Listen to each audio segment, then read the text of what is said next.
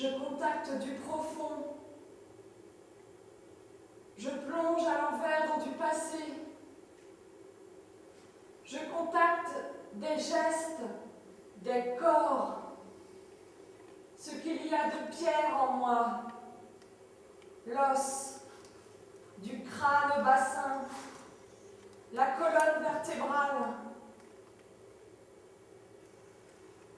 Je vois les boîtes en verre à Pompéi, squelettes fossiles dans les vitrines, leurs dents. Ils ont cherché l'air, ils ont gardé leur corps dans la position de l'asphyxie. Je me vois dans la boîte en verre, la couveuse. Je m'agrippe à la lumière. Lumière, Luce, Lucie. Je vois Lucie en pleine lumière, ses os blancs mélangés à la pierre. Je voudrais être une Lucie sur cette terre détachée. Je sens mon dos, les vertèbres crantées contre le ciment, ma colonne. Je voudrais la dérouler vers toi, arpenter le temps dans des roulades, déplier l'architecture intime, remonter à la source calcaire, du sacrum au bulbe rachidien. Lucie, je te sens, je te deviens.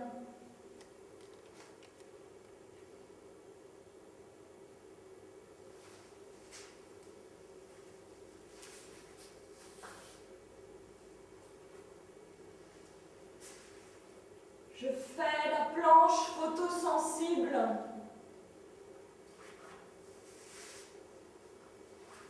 Lucie a été découverte quand j'avais 6 mois, le 30 novembre 1974.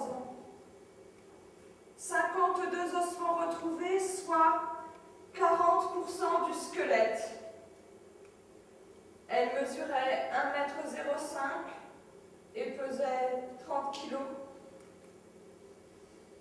D'après ses dents de sagesse non encore usées et sa petite taille, elle aurait eu 14 à 20 ans. Il y a plus de 3 millions d'années, elle aurait eu ses 14-20 ans. Elle se nourrissait essentiellement de végétaux. Ses membres allongés montrent qu'elle passait une bonne partie de sa vie dans les arbres.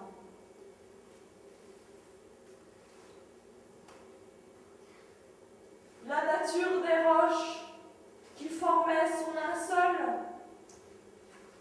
montre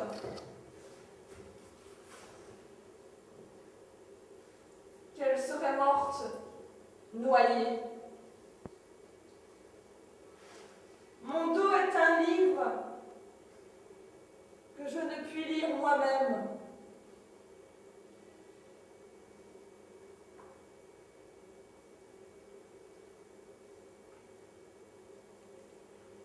Lucie appartient à l'espèce Australopithecus afarensis, singe du Sud.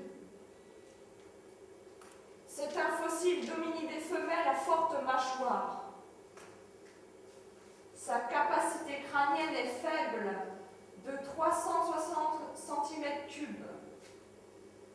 Le squelette, vieux de 3 millions d'années, attendait dans la vallée de l'Orno, aujourd'hui desséchée, dans la vallée du Rift, au sud de l'Éthiopie.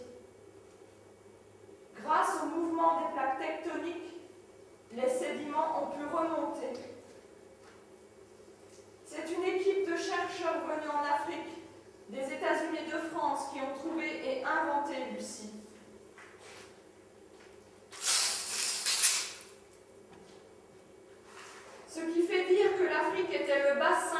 l'humanité, ou son berceau. La vallée du Rift est une grande faille qui traverse l'Afrique orientale du nord au sud.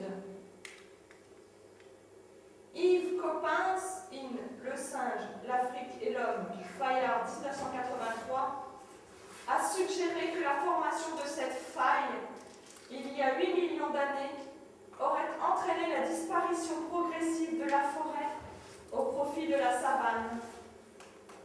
Les populations à l'est du Rift, qui vivaient dans un milieu de plus en plus sec, ont été contraintes de s'adapter en se redressant sur leurs pattes arrière. Brigitte Sénu, chercheuse paléontologue au Musée national d'histoire naturelle, ajoute qu'il y avait encore des arbres dans le milieu de Lucie. La gracile Lucie grimpait aux arbres et apprivoisait la démarche humaine, claudiquante. L'homme a sa force musculaire dans les fesses. Le chimpanzé a sa force musculaire dans le dos. C'est la locomotion, le squelette modifié par la marche, qui confirme le caractère humain de Lucie.